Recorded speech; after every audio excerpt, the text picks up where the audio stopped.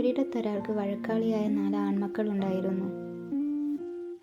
സദാ കലഹിക്കുന്ന ഇവരുടെ സ്വഭാവം കൊണ്ട് സഹികെട്ട പിതാവ് ഇവരെ ഒരു പാഠം പഠിപ്പിക്കാൻ തീരുമാനിച്ചു. അദ്ദേഹം മക്കളോട് ഓരോരുത്തരോടും ഓരോ വടി കൊണ്ടുവരാൻ ആവശ്യപ്പെട്ടു. മക്കൾ കൊണ്ടുവന്ന വടികളെല്ലാം ചേർത്ത് അദ്ദേഹം ഒരു കയറെടുത്ത് ഒറ്റക്കെട്ടായി കെട്ടി.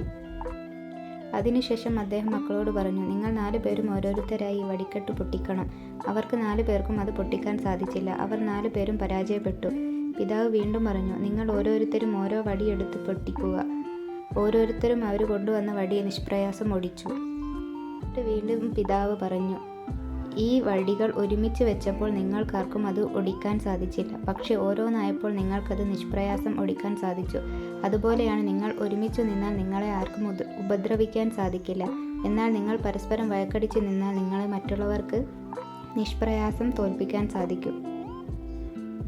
അച്ഛൻ്റെ ഈ വാക്കുകൾ കേട്ടപ്പോൾ തങ്ങളുടെ തെറ്റ് മനസ്സിലാവുകയും അതിനുശേഷം തമ്മിൽ തല്ലാതെ ഐക്യത്തോടെ ജീവിക്കുകയും ചെയ്തു.